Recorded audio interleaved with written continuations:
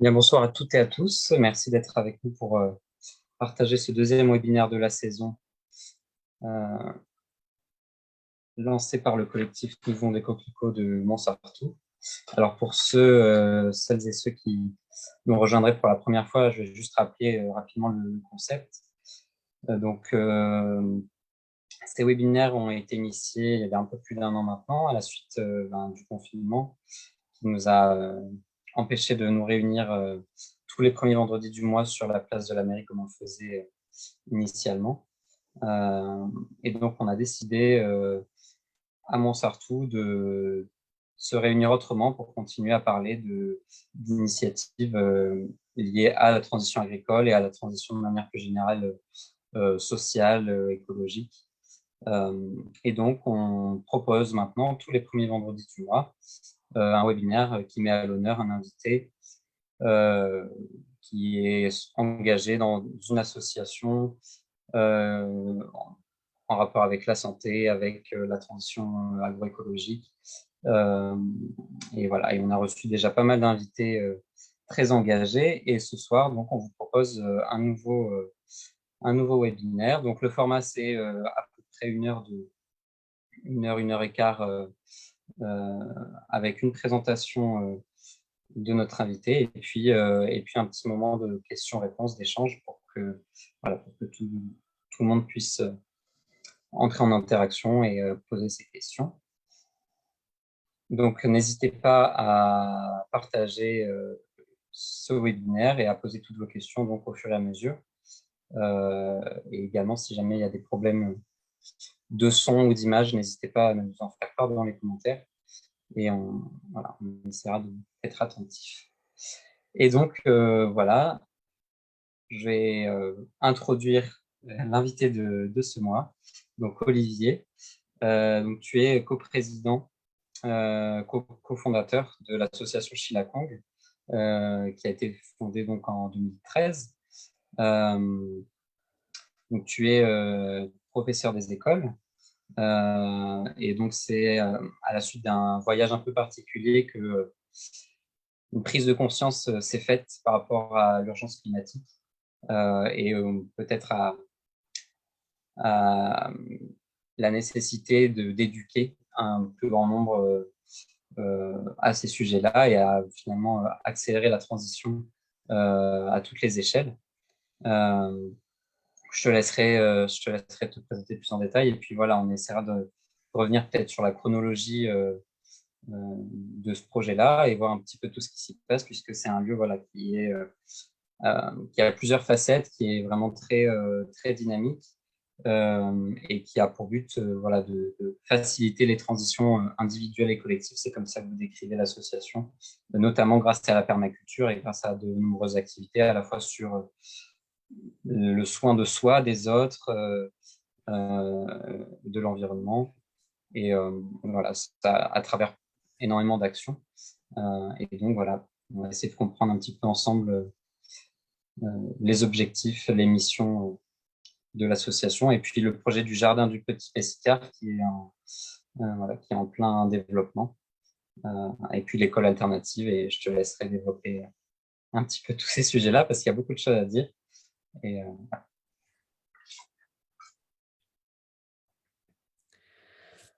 Merci. Bon, déjà, merci beaucoup de l'invitation qui est parvenue par Valérie.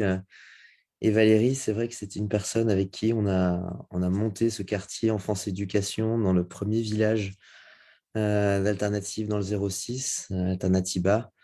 Et c'était à Montsartou. Donc, la boucle est un peu bouclée. Et c'est vrai que ça a été pour moi l'occasion de connaître une belle partie de l'écosystème transition, très actif sur les thématiques de l'éducation. Et c'est vrai qu'il y a eu un avant, un après Montsartou dans plein de trajectoires humaines que j'ai croisées dans plein de mouvements, Alternatiba ou autres. Et voilà, c'est aussi un clin d'œil à cette ville qui voilà, en dehors de sa taille, montre que, je sais pas, il y a un degré d'intégrité, de cohérence, d'implication, d'intelligence, de cœur, qui fait que c'est juste un exemple, voilà. Et c'était le lieu le plus cohérent pour démarrer quelque chose au niveau d'Alternativa dans le 06 et ça reste un lieu vraiment très particulier à mes yeux, avec la personne notamment de Gilles Perrol qui marie aussi magnifiquement cette approche entre l'éducation et les politiques territoriales touchant à l'alimentation, à l'agroécologie. Et voilà, je trouve que c'est un exemple sacrément inspirant. Alors, tu m'as donné des droits pour pouvoir partager l'écran, donc je crois que je ne vais pas me priver de le faire. Parce que Avec souvent, on dit, plaisir. mais c'est quoi Shillakong ou pourquoi ce nom bizarre? Je crois que pour une des premières fois, j'ai l'occasion de le faire. Donc, voilà Shillakong, concrètement. Et cette gorge vient là dans notre vie. Je dis notre parce qu'avec Amandine, qui est ma femme depuis, enfin, on est ensemble depuis 23 ans et on a traversé beaucoup de choses, dont cette vallée. Mais voilà, en 2004, on était dans deux domaines professionnels qui touchaient pour moi au management d'événements sportifs et à l'aspect un peu gestion, et elle sur le management d'industrie pharmaceutique. C'était là où nous avait conduit nos pas de jeunes hommes et femmes. Et c'est là où on s'était rencontrés. Et à un moment donné, on s'est dit, il y a quelque chose qui ne va pas, qui ne résonne pas, on n'est pas là où on devrait être. Donc, qu'est-ce qu'on fait? Et voilà, moi, grosso modo, l'été 2004, il y a eu une espèce de fourche comme ça dans la route, avec d'un côté chargé de com à l'OGC Nice et de l'autre l'inconnu départ en Inde. Et c'était évident pour moi, sans que je le comprenne, mais c'était forcément l'Inde, quoi. C'était forcément l'aventure avec Amandine et la réinvention de ma vie qui ne collait pas du tout avec ce que je souhaitais vivre. Et ça nous a amené à un premier voyage en 2004 sur toute l'Inde, qui m'a fait connaître des modes de vie vraiment très résilients, avec un degré de cohésion dans la communauté assez incroyable, d'entraide. Donc, c'était les modes de vie himalayens. Le Ladakh, où se trouve Shillakong, c'est en fait un mélange de culture mongole et tibétaine. Et donc, c'est un des rares lieux, en tout cas, la diaspora tibétaine vit complètement libre. Donc, c'est un des derniers lieux où on voit cette culture vivre. Et puis, tout autour de l'Inde, et plein de prises de conscience, plein de chocs aussi. Et en Inde du Sud, près de Pondichéry, l'éco-village d'Auroville, où je découvre à la fois la permaculture, une autre forme d'éducation, une autre forme de nutrition, la possibilité de construire avec les sols, avec l'Auroville Earth Institute qui est créé par un Français, la gouvernance participative, des politiques territoriales d'ensemble. Ça a été un énorme choc qui a mis longtemps, longtemps à germer, mais en tout cas, ça a été vraiment un... Et donc là, ça a été un tel coup de cœur, et particulièrement pour le Ladakh, qu'en 2006, on y retourne. En 2008, on y retourne, en 2010, 2012. Et en 2008, on prévoit une grande randonnée pour faire le tour d'un massif magnifique qui se situe un petit peu au sud du K2 et de la troisième ressource en eau douce de la planète, le Siachen Baltoro. Et on commence à randonner et on voit cette gorge qui était dans l'itinéraire et on rentre dans Shillakong qu'on devait passer en à peu près 6 heures. Et en fait, on va y rester presque 3 jours parce qu'en fait, cette gorge-là qui est quasiment à sec, telle qu'elle devrait l'être fin juillet, début août, en fait, se remplissait. Plus l'heure avançait dans la journée, plus ça se remplissait, ça se remplissait, ça se remplissait. Et pareil, le lendemain, on se retrouvait avec des torrents de boue chargés de pierres, avec les ânes d'un côté, nous de l'autre, les sacs d'un côté, nous de l'autre, etc. On a vécu quelque chose d'assez lourd à vivre, avec de l'eau jusqu'ici. Et on se dit, bon, ok, on est passé, on a traversé, on a fait un trek magnifique. Mais quand même, comment ça se fait que ça se passe? Ben, ça se passe parce qu'il y a un dérèglement climatique et que la troisième ressource en eau douce de la planète est en train de fondre et que les glaciers reculent et que même au milieu d'août, il n'y a plus de glace éternelle. En fait, il y a des fontes partout. Donc, c'est très préoccupant. Et puis, au Ladakh, il y a aussi des pathologies oculaires par rapport à la modification de l'atmosphère. 2 ans plus tard, on a vécu avec la troisième fondatrice de Shillakong, Ambre Gomez, on a vécu carrément là, des explosions de nuages de la mousson qui montaient, on ne sait pas trop pourquoi, à 5-6 mm d'altitude et qui n'étaient pas faits pour être là, des gros cumulus qui explosaient, qui lâchaient toute leur eau en quelques secondes au lieu de plusieurs heures. Et du coup, ça faisait des vagues de boue dans des vallées arides qui charriaient des pierres et qui cassaient des villages entiers, qui cassaient l'hôpital de la ville principale, Leh, etc. Donc, on avait organisé un début de... Voilà, on avait fait un petit concert caritatif, participé à quelques actions un petit peu de solidarité. Mais voilà, 2 années d'affilée, ça nous a vraiment fait tilt. Et puis, le dernier voyage en 2012, on a fait du volontariat dans une petite école. Et là, ça m'a vraiment sauté aux yeux à quel point C'était une école monastique, hein, c'était des jeunes enfants qui se destinaient à être, s'ils le choisissaient, à leur majorité, qui pouvaient être des moines bouddhistes. Et en tout cas, du coup, on avait des élèves de 5 à 17 ans sur des matières comme la science, l'anglais, des choses comme ça. Et je voyais au niveau des sciences à quel point ils comprenaient vite. J'étais juste hallucinant. Je faisais du soutien scolaire en France. Je me disais, il y a quelque chose que je n'ai pas compris là. Et en réfléchissant vraiment, en voyant aussi la philosophie tibétaine, comme le philosophe Nagarjuna, etc., tout est basé sur l'interdépendance. C'est même un des logos, un des insignes du Ladakh, ce nœud de l'infini. Et je me suis dit, mais en fait, voilà, sans doute qu'ils ont une capacité d'analogie qui est très développée et que culturellement, bah, c'est sans doute ce qui se fait dans cette partie du monde. En tout cas, en France, là où je vis, c'est plutôt l'analyse qui domine. Et ça nous conduit à de très belles choses, à d'aller très profond dans certains sujets. Par contre, ça nous a conduit aussi à fonctionner en silo. Et je pense qu'on a isolé certaines données qu'on n'arrive plus à relier et on ne prend pas conscience, par exemple, que nos modes de vie, là où on est, ont des répercussions à d'autres endroits de la planète, mais ces répercussions-là vont faire boomerang. Et comment on peut faire? Donc en 2013, on crée cette association, à la fois sur des aspects culturels comme la musique, à la fois sur des aspects plus éducatifs pour faire des interventions en classe. Moi, du coup, je deviens aussi un assistant d'éducation dans l'éducation prioritaire. Je fais des ateliers d'informatique autour de ça, création de sites internet sur des solutions écologiques trouvées par les enfants, des plantations dans des classes, etc. Pardon. Et ça se développe. Ça se développe. Au bout d'un moment, il y a l'envie de faire un événement vraiment centré sur le thème de base, qui était l'interdépendance, et de marier dans une journée au court-circuit café, pour les Niçois qui l'ont connu, ce café alternatif qui avait porté vraiment les grandes heures du mouvement alternatif niçois, et d'organiser Interdependence Day avec le jeu de mots, hein, en septembre 2015, pour dire, ben voilà, une amie ostéopathe présente l'ostéopathie avec le système de tenségrité et qu'effectivement, tout est lié dans le corps. Donc, une pathologie peut parler à un endroit mais venir d'un autre endroit. L'astrophysique dont je m'étais occupé avec à la fois le côté einsteinien, on va dire, de la causalité par la gravité, qui fait qu'on a une espèce d'arbre généalogique qui lie beaucoup de choses ensemble, et à la fois l'intrication quantique. Euh, une amie aussi, Jade Journeau, qui, enseignante en permaculture, présente la permaculture, notamment le mémoire d'Antoine Talin qu'on a retrouvé récemment sur un jardin pédagogique en lisière de Grenoble. Voilà, différents partages, et puis le film En quête de sens, pour ceux qui l'ont vu, qui était aussi beaucoup autour de ce thème de l'interdépendance. Et à la fin de cette journée, du coup, une personne vient nous voir et nous dit, vous savez, moi, j'ai un jardin sur Pessicard et peut-être que pour vos projets, ça pourrait vous intéresser. Et en octobre, on va le visiter. Moi, une des premières choses qui m'arrive un peu dans ce jardin-là, je marche et je vais vers les grandes planches de culture des anciens qui faisaient de l'horticulture là. Et tout de suite, je sais pas, j'ai l'impression de voir ou d'imaginer deux enfants, une petite fille, un petit garçon, en train de jardiner à cet endroit-là. Et donc, assez rapidement, je me dis, bon, ça, c'est sans doute un jardin pédagogique. Et Jade était à mes côtés, sans doute un jardin pédagogique en permaculture. Et donc, là commence une année, un peu plus d'une année et demie, même de reconnaître davantage le terrain, de passer du temps.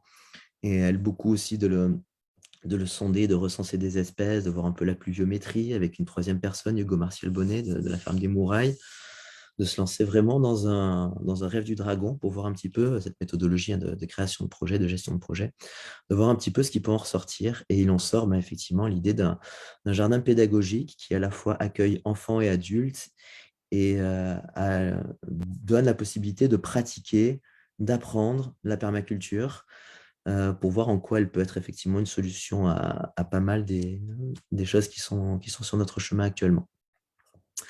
Donc là, pardon, on en vient à 2017 et on en vient du coup à quelque chose qui est un peu le lancement et où on présente notre projet à Alternativa 06, au court-circuit café, où 50 personnes viennent, puis au cercle de colibri 06 Nice, avec une trentaine de personnes. Et le 13 mai 2017, on a une première journée participative où on arrive sur le lieu. Il y avait une décharge un peu sauvage à un endroit qu'on élimine, qu'on enlève.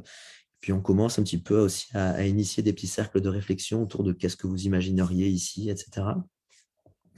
Et une dynamique commence à naître. Et à partir de là, à peu près chaque mois, un chantier participatif s'est fait pour pouvoir travailler sur recréer des accès, recréer des balustrades, remettre des zones en friche, en plantation, donc avec toute une idée de régénération des sols. Donc, désolé pour la toux qui risque de venir, des coupes qu'on laisse sur le sol et qu'on couvre. Et geste très classique en agroécologie, mais vraiment cette idée de nourrir le sol, de se préoccuper avant tout de l'immunité du sol et de la bonne santé du sol, et qu'après la génétique des plantes va venir, mais que l'essentiel se trouve quand même au niveau de la vie des sols. Que cette vie des sols est aussi, en la développant, en la nourrissant, on développe aussi les capacités de rétention d'eau d'un sol, parce que nous sommes à Nice et sur des sols en pudding qui gardent très peu l'eau en surface, avec en plus une exposition sud et notre latitude-longitude. Ça fait qu'effectivement, on a des étés extrêmement chauds. Et donc, la question du stress hydrique se pose à court, moyen et long terme, hein, pour nos sociétés, pour notre agriculture. Et donc, la permaculture est aussi une façon de conserver l'eau dans le sol avec différentes techniques qu'on expérimente et qu'on expérimente de plus en plus au niveau du jardin. Donc, à partir de là, vraiment, le projet se développe, la formation, la pratique commence. Et rapidement, pour accueillir le plus de classes possible, se pose la question d'un agrément qui est celui de ferme pédagogique.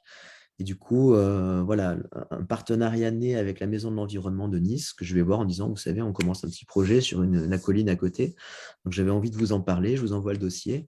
Et quelques semaines plus tard, Gilles Tary, Frédéric Salvi de la Maison de l'Environnement viennent au jardin et disent, OK, ce que vous souhaitez faire nous intéresse. Est-ce que vous aimeriez vous occuper de notre potager parce que nous, voilà, on aimerait bien que notre potager soit en permaculture. Et donc, voilà un deuxième lieu qui arrive dans le parcours de l'association et qui est très intéressant parce qu'il est beaucoup plus en centre-ville, il est beaucoup plus urbain et il touche des personnes qui sont peut-être moins dans le registre perma alternatif, mais qu'on a aussi envie de toucher, de sensibiliser. Et il nous donne l'occasion de faire un second design.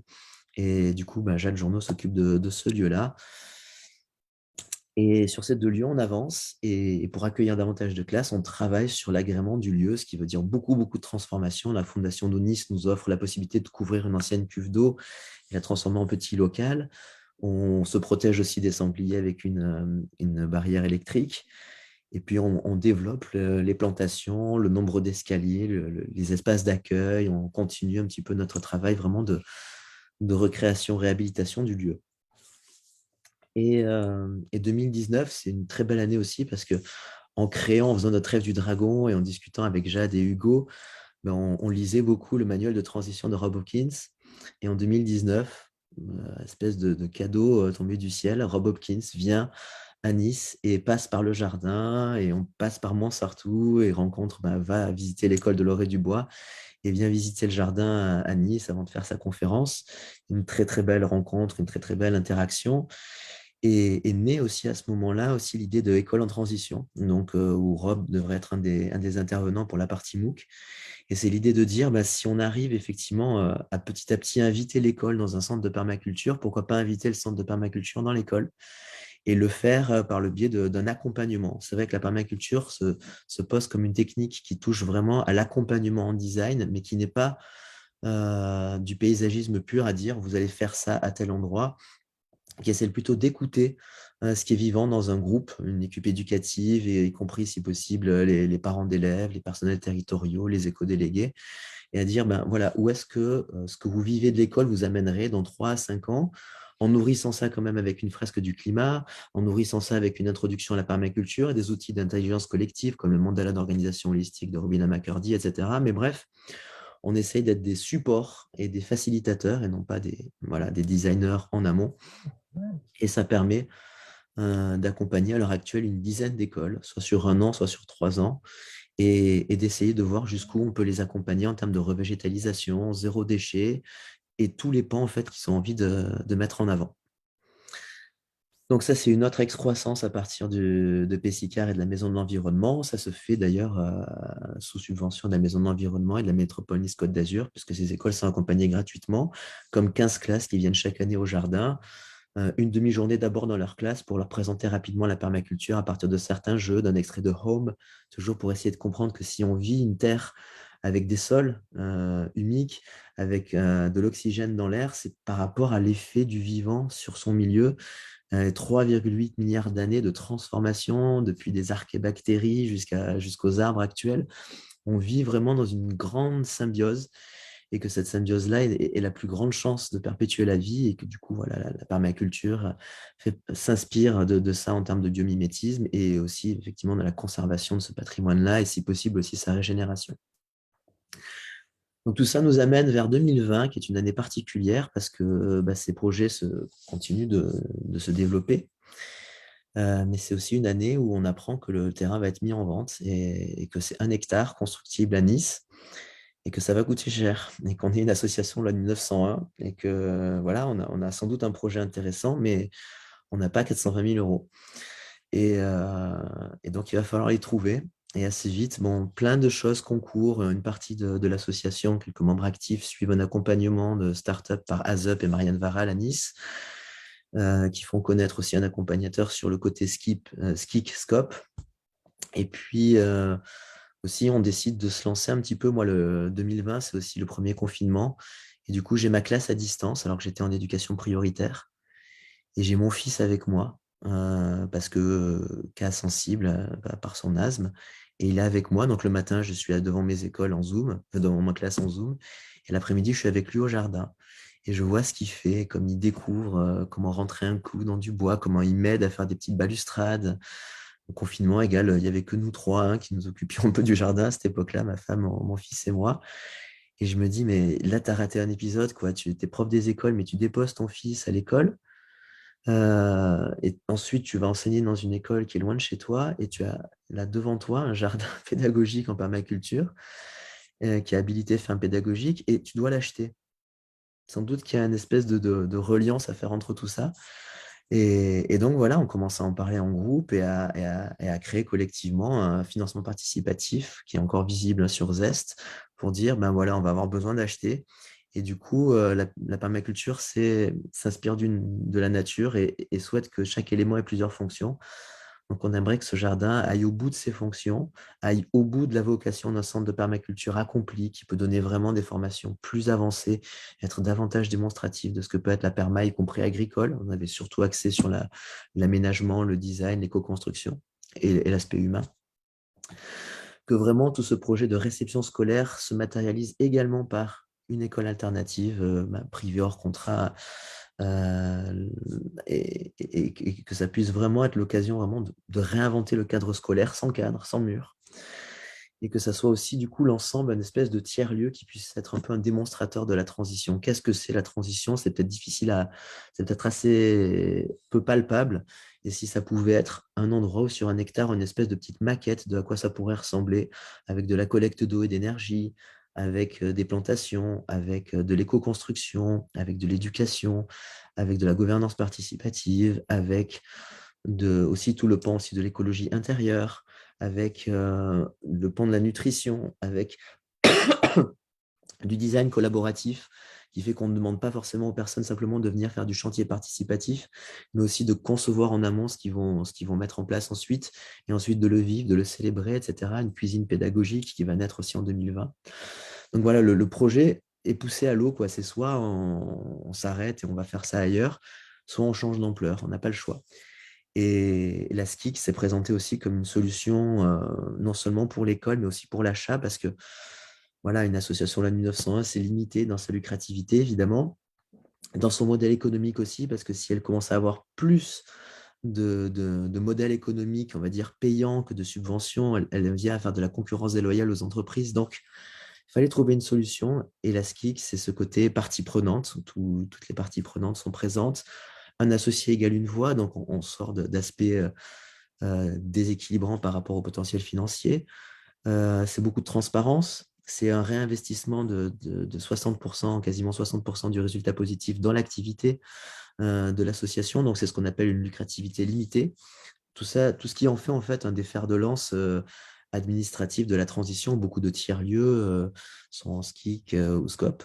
Donc voilà, elle naît, elle s'appelle l'école de permaculture du petit Pessicard ou E3P. Et assez vite, en fait, dans le courant des montages financiers, elle s'impose. On était parti sur plutôt quelque chose avec une forme de démembrement du terrain avec l'association qui obligeait du coup les personnes souhaitant investir à donner 90% de leur investissement. Et on a plafonné mi-juin, on était vraiment bloqué très très loin d'objectif.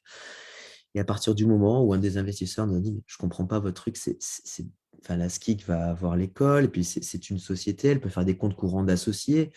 Enfin, vous auriez tout à gagner à le faire. Et puis, donc, on le propose aux différents associés et ça change tout. En 3 semaines, peut-être 70-80% des sommes arrivent. Et du coup, on se retrouve au mois d'août en position de pouvoir acheter et on signe notre vente finale le 7 septembre de cette année. Et donc, c'est un dénouement assez rocambolesque, mais qui nous a même permis d'acheter sans prêt bancaire. Et heureusement, parce qu'il n'était pas forcément accordé par la banque qui était la nôtre à l'époque. Et, euh, et donc, voilà, non seulement on est dans les murs, on va dire, on a atterri sur ce terrain, ce qui pérennise le projet, mais en plus, on n'a pas l'épée de Damoclès ou le couteau sous la gorge de dire il va falloir tant par mois pour que ça puisse fonctionner. Donc, ça veut dire qu'on peut laisser le temps aux différentes activités de mûrir et de naître calmement. Et donc, voilà, c'est la phase dans laquelle on est à l'heure actuelle, avec bien sûr tout le côté peu de nécessaire imbrication, clarification qu'il faut un peu entre le rouage associatif et le rouage coopératif, avec plein de choses, mais avec aussi en parallèle, très récemment, une formation à l'agriculture syntropique qui nous montre à quel point on peut travailler en régénération des sols et voir en 4 jours l'impact d'un groupe humain sur un paysage.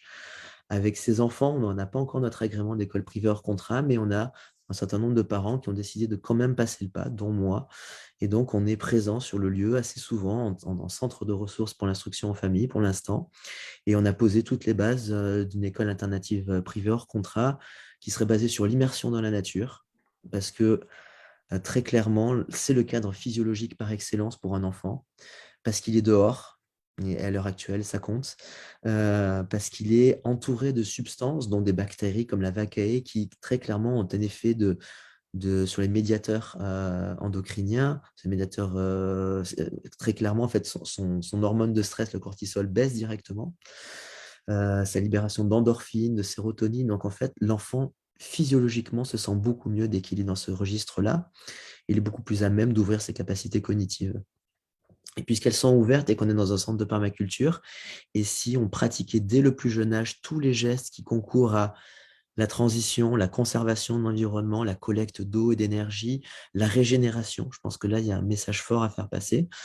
Et du coup, ça, c'est ce qu'on appelle la pédagogie de projet, faire des choses qui ont du sens pour ce lieu et pour les enfants, les faire vraiment dans le plus d'alignement possible avec ce qu'est la permaculture, au moins au niveau de pratiques qui sont les nôtres, et que ça puisse servir de lien vis-à-vis des apprentissages. Et que puisqu'on va créer, par exemple, une plantation d'environ une vingtaine de mètres carrés l'année dernière, et bien que ça soit l'occasion de faire des grandeurs et mesures, du langage, sur le lexique spécifique, de la géométrie, de la géographie, des sciences, et de travailler un petit peu les différents volets du programme, mais par l'intermédiaire justement de projets. Donc c'est le projet qu'on a pour cette école future, c'est de travailler en pédagogie de projet.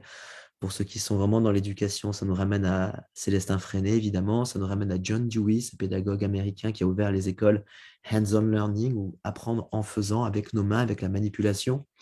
Évidemment, ça nous ramène à plein de choses sur la vie pratique de Maria Montessori. Mais voilà, la permaculture étant une synthèse, il n'y a pas une pédagogie particulière qui s'imposait à nous. Et ça serait plus l'idée aussi qu'un peu comme le dit Philippe Mérieux, qu'on soit dans l'invention perpétuelle et que ça soit un petit peu les différentes situations, les différents besoins des enfants qui nous fassent créer un petit peu la synthèse du moment à partir de différentes pédagogies, des différentes approches. Une volonté, de toute façon, il y a une telle présence des parents derrière ce projet-là, que c'est forcément, on est dans la coéducation et que forcément, on a envie de faire le plus de liens possible avec tous ces parents-là, entre la maison et le domicile, entre les temps scolaires et non scolaires. Donc voilà, il y a tout ça qui est là. Et pour abriter ces enfants, ben, du coup, la construction de dômes géodésiques de 30 mètres carrés. Donc voilà, à notre niveau, on a refait aussi nos toilettes sèches, etc. On est dans les starting blocks. On a un dossier qui est déposé au niveau de l'Académie de Nice. Et on espère l'avènement de cette école le plus tôt possible. Et en attendant, on se teste avec entre 8 et 10 enfants qui vivent une enfance là, vraiment les pieds nus et avec vraiment un degré de liberté, de joie à cuisiner, créer, planter, vivre différentes choses dans ce jardin. C'est vraiment très beau à voir. Et puis, ça fait des petits coins où on peut s'isoler avec notre enfant pour lui transmettre ce qu'on souhaite lui transmettre au niveau des apprentissages. Et c'est un peu le concret, les écoles en transition qui continuent. Et tout un processus de redesign, hein, pour conclure sur tout ça, c'est que Antoine Talin, la boucle est bouclée. 2015, on présente son mémoire de permaculture appliquée au court-circuit café, et le Jardin des Cairns inspire notre mécène du jardin, Mireille Tesser. Et voilà, 2021, 12 à 14 personnes de l'association sont certifiées en permaculture par Antoine Talin à l'Université des Alvéoles, dans son lieu dans la Drôme, à l'école des Amanins, enfin à l'écolieu des Amanins d'Isabelle Peloux. On a fait notre module 3 justement sur le design du lieu. Donc finalement, voilà, il y a de magnifiques recoupements, et on est en plein redesign de notre lieu pour aller au bout. Et aller au bout, pour nous, ça veut dire aussi démontrer autre chose au niveau de l'habitat, avec ce que je vais vous montrer maintenant. Donc, petite respiration avec un peu plus d'images et un peu moins de paroles tout de suite. Oui, parce qu'en fait, il y a un projet aussi de peut-être d'étendre sur un terrain plus vaste. Tout à fait. Pour l'instant, c'est 1 hectare. Oui, pour l'instant, c'est un hectare. On est en partage, hein, là, je pense que vous voyez du coup. Alors, à mon avis, il faudrait que tu coupes le partage et que tu recommences avec une nouvelle. Ouais, parce que ça n'avait pas changé. Voilà, parfait. Nickel. Donc voilà le design, ou l'avant-dernier design, puisqu'on est en cours de redesign. On a signé Aurélia Jordanengo qui nous suit dans ce redesign. Donc voilà, effectivement, la permaculture et le biomimétisme sont les outils qu'on a envie de mettre en démonstration un petit peu sur notre lieu, parce qu'on pense qu'ils peuvent régénérer à la fois les écosystèmes humains et naturels, parce qu'aussi on pense que c'est vraiment un moment pour reconnecter les enfants et leur éducation à la nature, et qu'aussi à un moment donné, même l'éducation et même le discours, je pense ils sont rentrés un peu dans le conscient ou l'inconscient collectif, mais à un moment donné, pour faire avancer la transition, on va avoir vraiment besoin de démonstrateurs, d'un aspect très palpable, qui donne aussi une forme de jurisprudence sur comment ça peut se faire au niveau administratif, financier, légal. Et donc, je vais en reparler avec le bâtiment, mais je crois qu'à un moment donné, là, il faut vraiment ancrer tout ça, et que le fait que ça soit ancré, vraiment, ça dépasse la puissance du discours.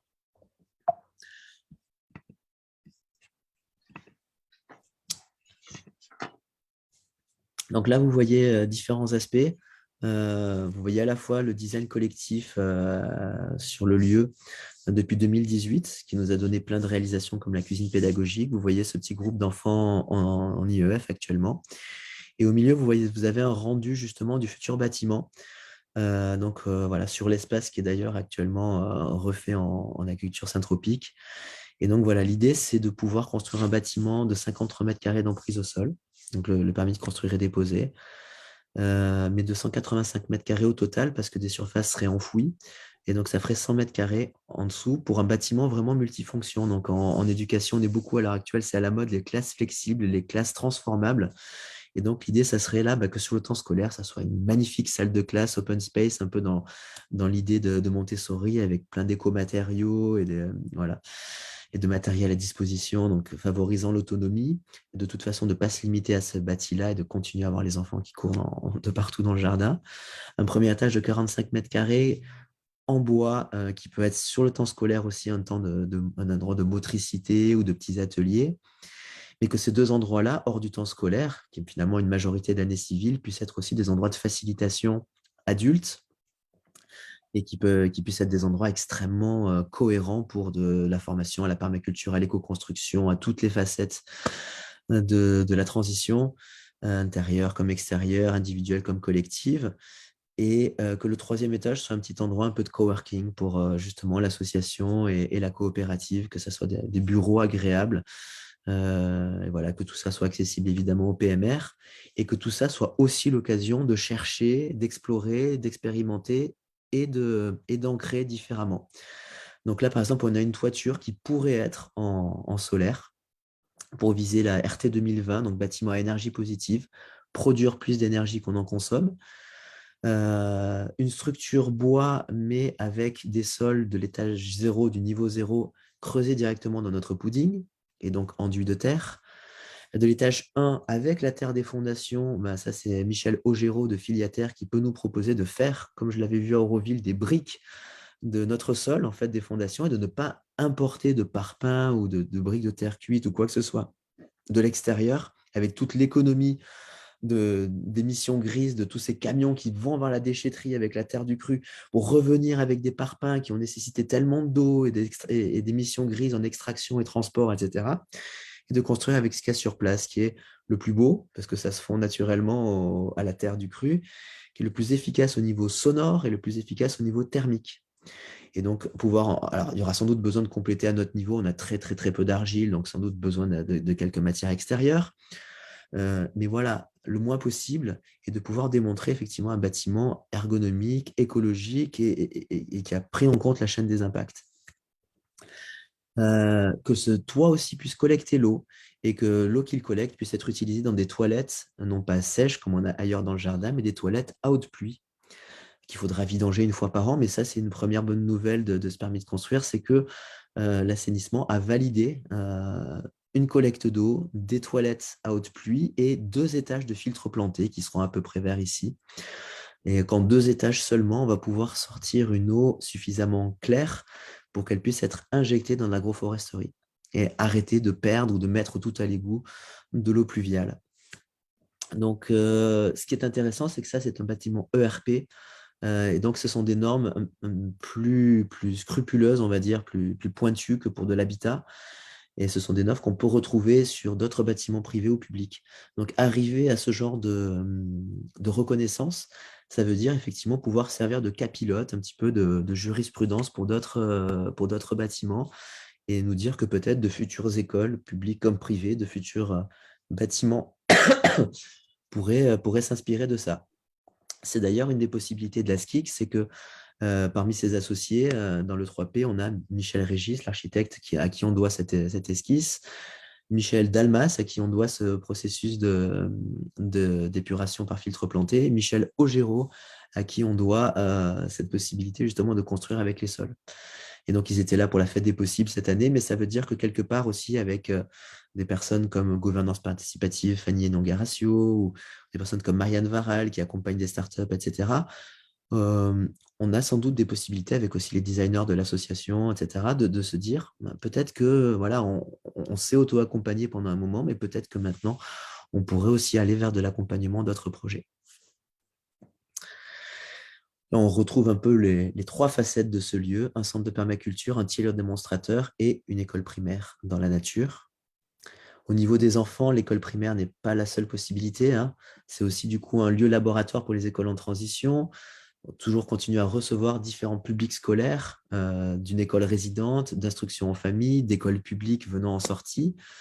Ouais, d'être aussi un centre un peu pour ce qu'on appelle le Wild Child. Les anglo-saxons ont créé un mouvement pour tous les parents qui s'engagent à faire passer plus de 5 heures par semaine à leurs enfants dans la nature. Ça s'appelle le Wild Child. Et ça met en lien plein de parents qui échangent du coup sur le portage, une parentalité positive et bienveillante. Voilà, différents éléments du système qui sont en train d'être mis en place. Le DOM a été mis, une ressourcerie, une cuisine pédagogique, elle est faite, mais elle peut évoluer. La forêt jardin qui continue d'évoluer. Voilà notre parcelle. Et au-delà de cette parcelle, est-ce que je l'ai ici? Je ne l'ai pas ici. Bon, j'aurais peut-être pas la mind map, mais c'est aussi de se dire que au niveau de cette colline du Petit Pessicard, en fait, on a un petit peu plus haut un architecte bioclimatique. Dans le Vallon des Sablières, on est en cours avec l'association Écolieu Pessicard de signature de promesse de vente pour 3 ou 4 parcelles. Au niveau de la colline de Pessicard, qui est la 3e des collines, il y a une école qui souhaite rentrer dans le dispositif d'accompagnement et où enseigne mon épouse, et avec un comité de parents d'élèves juste incroyable. J'y ai enseigné, je l'ai vécu. Une AMAP qui est montée jusqu'à 50 personnes, un comité de quartier hyper punchy, hyper voilà, très pro-transition et qui se mobilise beaucoup. Et une belle mixité sociale entre le bas de ces collines, où c'est le quartier de Mantega, et le haut de ces collines, où c'est davantage des villas, etc. On a voilà, beaucoup d'ingrédients.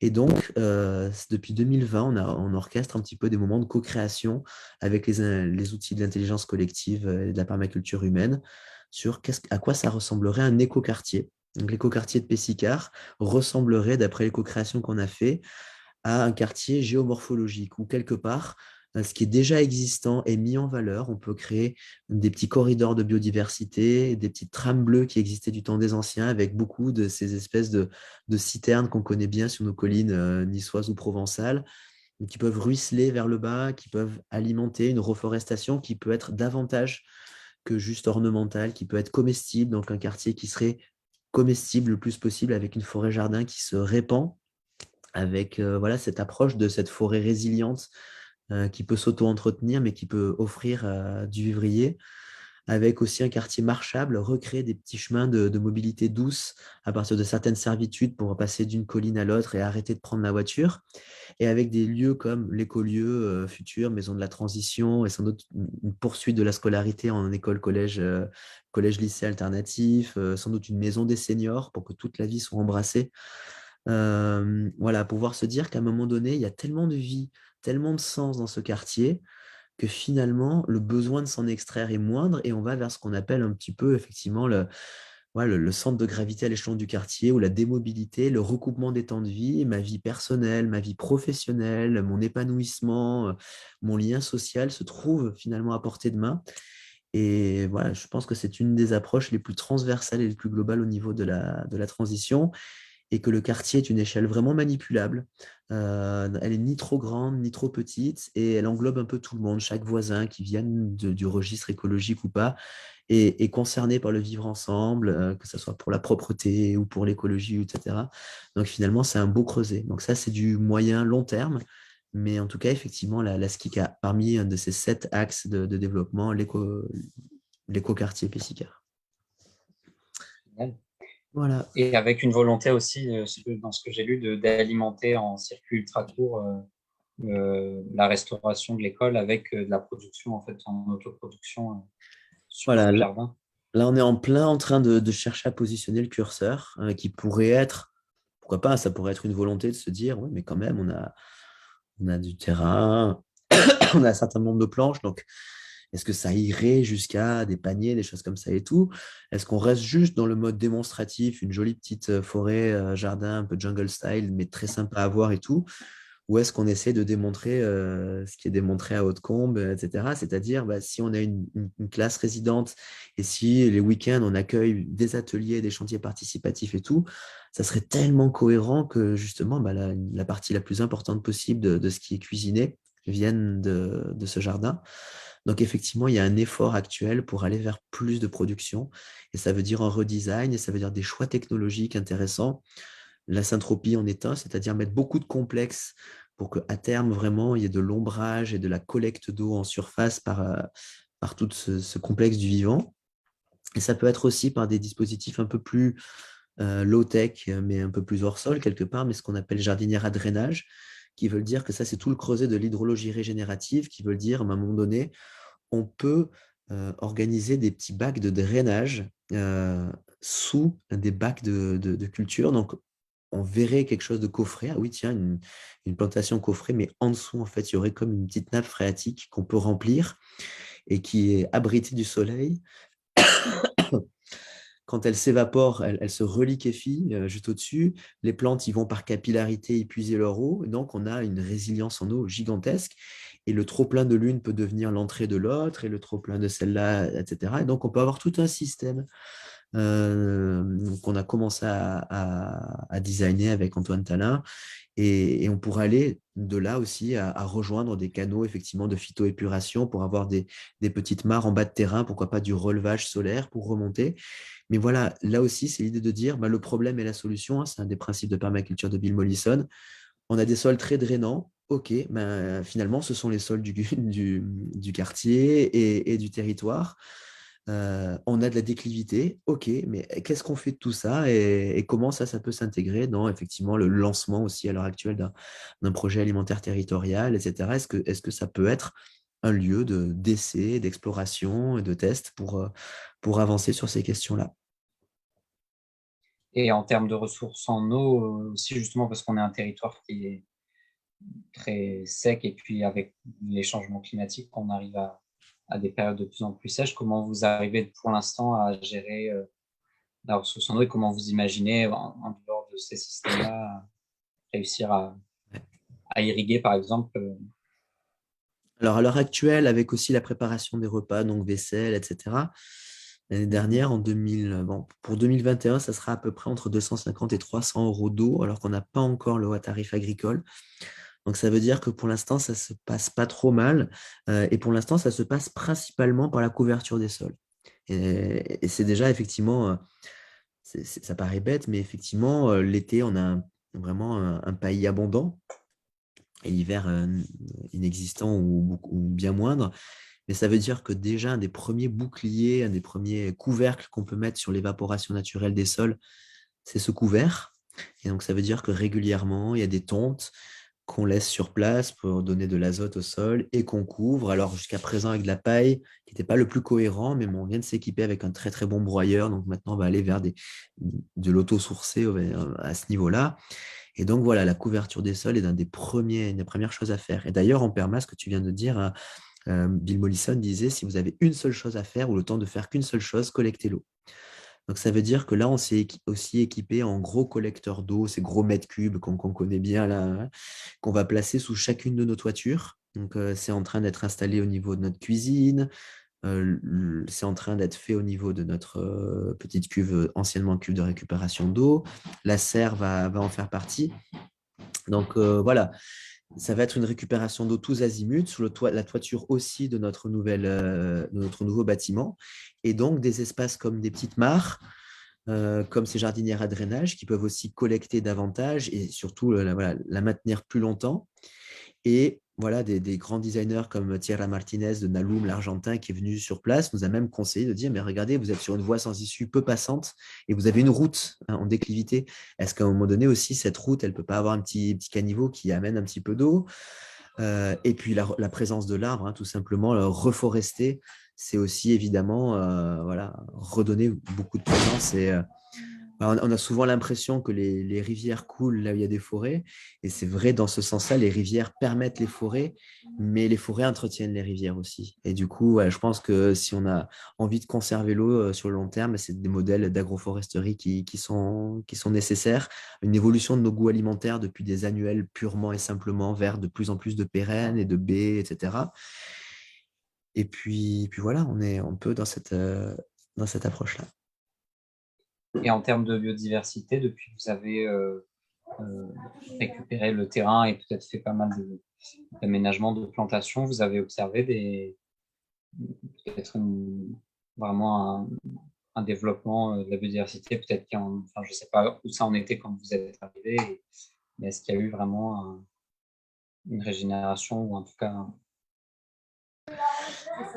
Alors, déjà, bienvenue à Mathieu et Amandine qui viennent de rentrer du cours d'aïkido de Mathieu. Vous allez avoir un petit peu de bruit derrière vous. Euh, alors, déjà, c'est vrai que les collines de Pessicard sont quand même, on est à mine de rien entre 135 et 145 mètres d'altitude.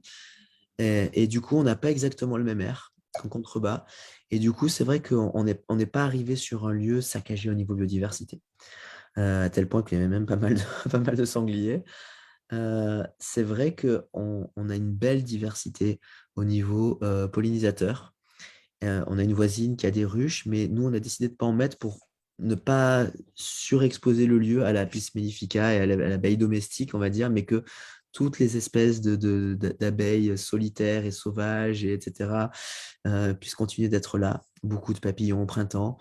Et voilà, on a accès. Effectivement, quand on met des engrais verts, on a pas mal accès, par exemple, sur la facélie, qui est assez géniale, hein, vraiment, pour son côté mellifère, la moutarde, etc. Donc, c'est vrai que voilà, on a des arbres qui sont les troènes aussi, qui bourdonnent de présence de pollinisateurs quand on est là. On a vu aussi des très belles choses ici. Moi, j'ai vu les pigeons ramiers, par exemple, revenir dans certains arbres et avoir de moins en moins peur des adultes, surtout des enfants, en fait, et à rester quasiment à côté des enfants quand ils courent sur les allées du jardin et tout. Ça, c'est assez sympa. Voilà, à ce jour, c'est à peu près tout. On s'est pas encore, sans achat ou quoi que ce soit, on ne s'est pas encore orienté vers la présence d'animaux sur le lieu. On fait beaucoup de petits tas de pierres pour accueillir les orvets, hein, qui sont vraiment à la fois menacés et pourtant très importants. Voilà, disons que on a créé un hôtel à insectes, mais je pense que voilà, on a la possibilité vraiment de faire un hôtel à l'échelle du jardin par tout un tas de gestes, et c'est ce qu'on va s'employer à faire. Très bien. Et alors, ben, du coup, je vais proposer à celles et ceux qui nous suivent de poser éventuellement toutes les questions qui leur viendraient. Je ne sais pas si tu as encore voilà, des choses que tu voulais dire principalement, ou si voilà, on peut passer sur ce temps-là. Moi, j'ai une première question qui est assez ouverte.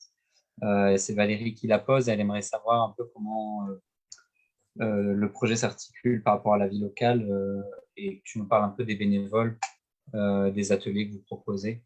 Voilà, un petit peu plus Ouais. sur les Bon, aspects.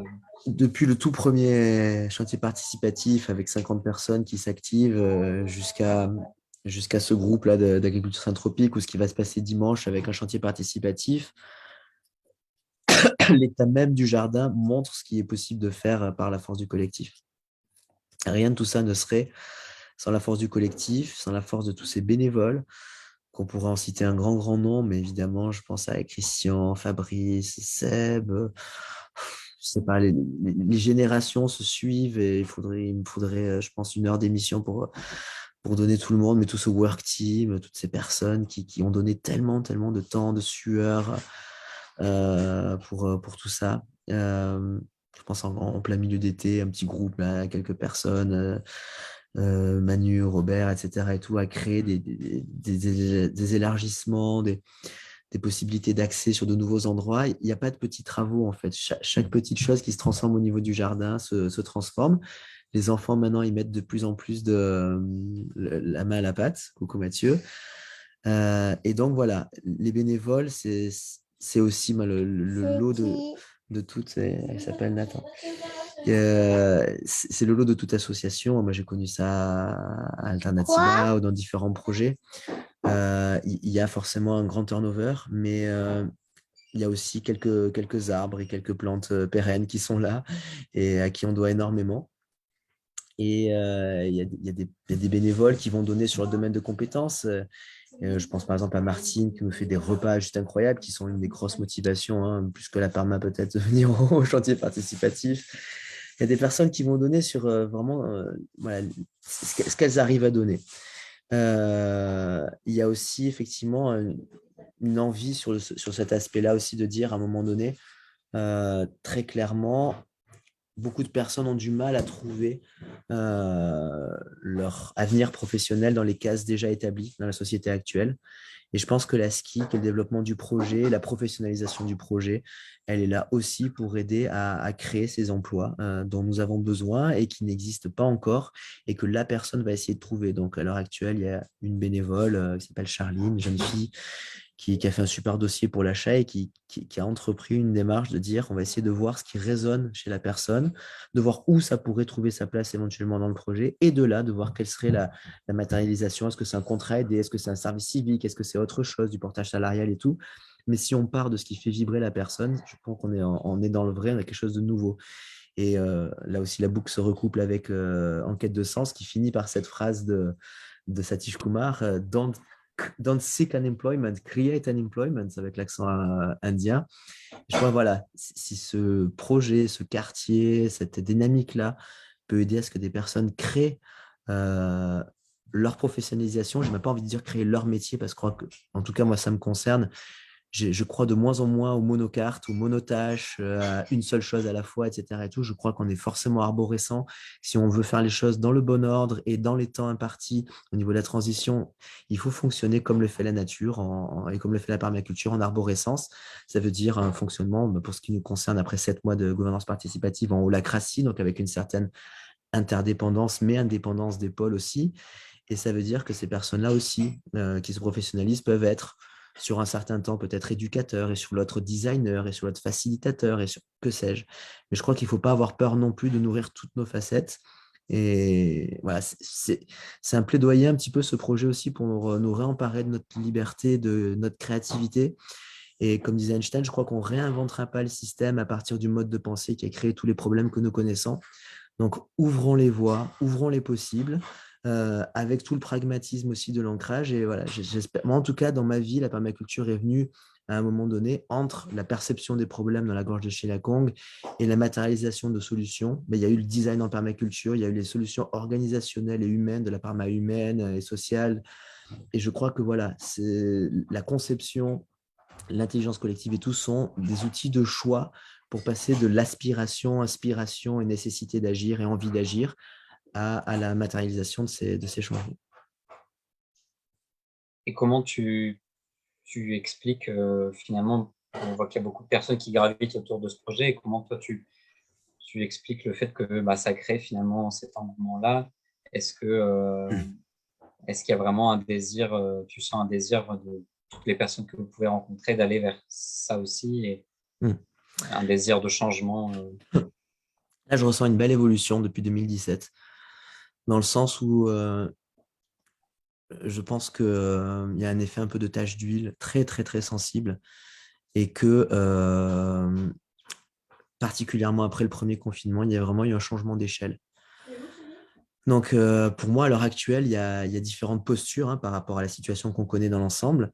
Mais je vois des personnes motivées par deux aspects, soit parce qu'elles ont conscience des enjeux actuels et qu'elles trouvent dans la possibilité d'agir une réponse à ce qui bout en eux. Et ça c'est très prégnant et ça fait vraiment une très, très belle motivation. OK. Et aussi, je vois par rapport à ce qui a permis aussi de matérialiser ce lieu dans le long terme et de matérialiser l'achat, je vois aussi l'impact de la jeune génération. Et c'est en regardant non seulement vers nos enfants, mais les enfants tout court, que je crois qu'on n'a pas envie de leur laisser une planète trop détériorée. Et surtout, voilà, moi j'ai envie d'agir tout de suite et avec eux, parce que je vois très bien à quel... Donne-moi 2 secondes, mon amour. Ce n'est pas pour longtemps. Alors, dans 2 minutes, ça serait de sentir, j'ai eu des cycles 3 avant de me mettre en disponibilité, à quelle rapidité ils sont au fait par Internet, par les médias, etc. et tout, par la discussion qu'ils entendent. Ils sont au fait de la situation de la biosphère.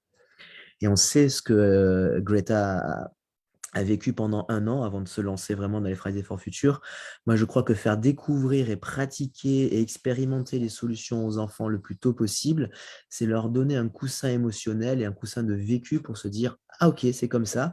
Ouais, ok, donc c'est pas léger, mais j'ai vécu ça, ça, ça, qui me permettent de sentir que quelque chose peut être fait. » Donc ça, veut dire le nombre de parents ou de personnes sensibles par les générations futures qui ont fait cet effort financier, humain là et tout est très important. Donc voilà, la prégnance de la situation et la beauté de se battre pour les générations futures sont pour moi là, les deux rouages les plus importants dans ce projet.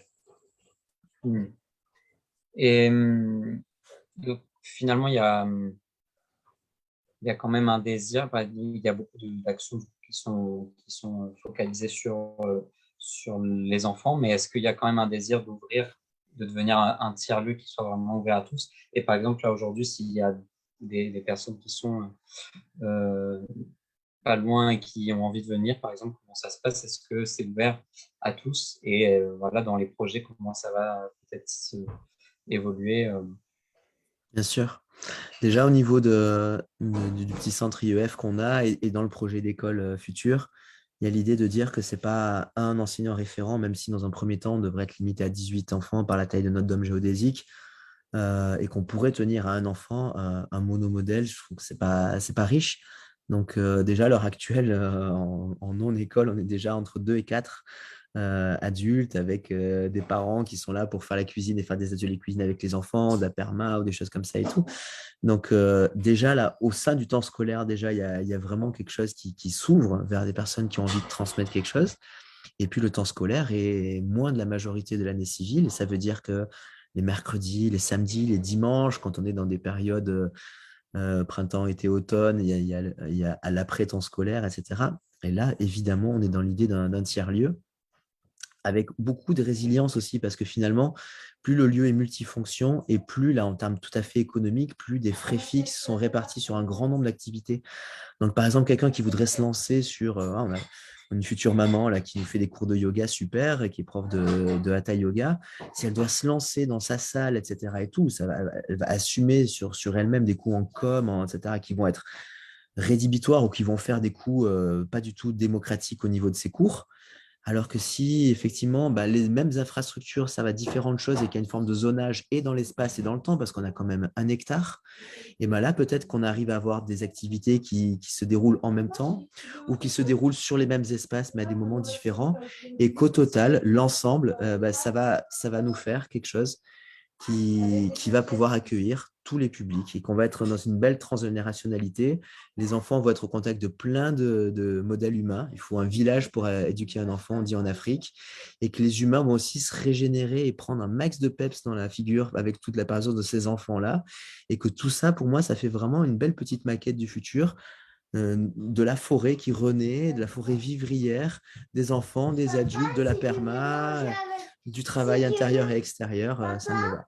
Yes. Si tu veux jouer avec moi, eh ben c'est maintenant. Je crois que j'ai une invitation très claire, mais je vais essayer de voir s'il y a une ou deux réponses encore. Oui, voilà, on va essayer de faire bref. Alors, je me retourne vers Valérie qui me fait un petit peu la transmission des questions. Je crois qu'il y avait surtout beaucoup de félicitations et de personnes qui voilà, sont vraiment admiratives du projet.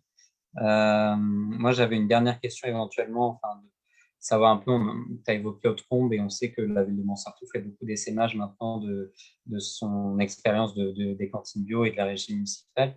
Est-ce qu'il y a du coup au jardin du Petit Pessicard déjà un souhait de reproductibilité, de partage d'expérience? Est-ce que vous recevez des gens qui justement ont envie de s'inspirer de ce projet-là? Et est-ce que vous travaillez déjà à la transmission de votre expérience et pour que ça puisse se faire? Je t'en ai un peu déjà parlé du souhait quand même que ça puisse être reproduit ailleurs, mais voilà, comment vous envisagez cet axe-là? Alors, il y a plusieurs pans là-dedans. Le premier, c'est que je trouve que vraiment le lien perma-éducation, il est absolument magnifique et il me paraît vraiment important aussi dans le fait que au niveau éducatif, je pense qu'il y a une transition à faire et j'étais le premier à devoir la faire entre le rôle, j'arrive dans vraiment pas longtemps, entre le rôle vraiment de transmetteur et le rôle de facilitateur, et que la perma offre aussi un creuset de postures et d'outils pour que l'éducation devienne davantage une facilitation. Et je pense que cette génération en a très envie. Et donc voilà, École en transition, c'est vrai que ce MOOC, c'est la volonté de le mettre à disposition du monde éducatif francophone avec des intervenants comme Rob Hopkins, Martin Crawford sur les forêts-jardins, Antoine Talin, peut-être Robina McCurdy sur l'intelligence collective. Enfin, on cherche. J'aimerais beaucoup, si je profite, je fais une petite pub, mais si Gilles a envie d'intervenir là-dessus et tout, qu'on puisse, autour des 7 piliers qui sont les notes, qui vont qu'est-ce que c'est la transition, sur comment co-créer, sur la collecte de l'eau et tout. Enfin bref, on a 7 piliers techniques et organisationnels. Avoir un premier domaine technique avec des gens qui peuvent expliquer concrètement comment ça peut se faire. Et d'avoir un deuxième pilier plus pédagogique avec des personnes passionnées de pédagogie de projet qui peuvent dire, mais puisque vous végétalisez votre école, vous regardez tout ce que vous pouvez faire en français, en maths, en géo, etc. et tout, et faire de vrais ponts entre les apprentissages scolaires qui parfois manquent un peu de concret pour les enfants et on ne voit pas forcément l'aspect applicable, alors qu'ils sont une vraie réponse à plein de situations, problèmes qu'on peut trouver dans la vie de tous les jours. Et un dernier pan qui serait sur des ressources qu'on peut mettre à disposition des enfants et des adultes. Et donc, ce MOOC-là, il aurait vraiment pour vocation d'être transmis pour essaimer de cette façon-là. Et là, on est en train de commencer des discussions aussi avec Samuel Bonvoisin de l'Atelier des Alvéoles et de l'Oasis de Serendip, qui est un ancien de Printemps de l'Éducation. On commence des petites discussions pour dire, avec Marina Forzani aussi une ancienne, peut-être que Valérie ou des personnes qui écoutent, ça leur dira tout, mais se dire, et si École en transition, ça pouvait devenir un petit réseau avec un MOOC en support, mais avec aussi peut-être des centres de perma ou des gens avec des compétences techniques en transition dans différents endroits des pays francophones qui pourraient soutenir les écoles qui souhaitent s'y mettre. Donc ça, c'est une vraie envie de se dire, parce qu'en plus, une école dans un quartier, c'est un lieu qui tombe sous le regard. Et comme ça peut se passer, par exemple, dans certaines écoles au niveau de l'Ariane et tout, ça peut être des endroits où un quartier entier peut découvrir qu'est-ce que c'est la transition par l'intermédiaire de leurs enfants et de l'école qui est un bâtiment public. Et un bâtiment public, en plus, qui est souvent imperméable, donc sujet à beaucoup de choses au niveau des intempéries qui changent, et qui est un vrai four solaire, des bâtiments vitrés et souvent blancs avec un sol minéral, etc. Donc, au niveau des thermographes, des plans climat énergie territoriaux, bip, bip, bip, les écoles, ça ne va pas. Et ben, si on prenait l'occasion justement de les transformer et d'en faire au contraire peut-être des vitrines de la transition, je trouve qu'on accélérerait pas mal les choses au niveau de la mise en transition des quartiers. Ça, c'est vraiment peut-être la chose la plus concrète en termes d'essaimage.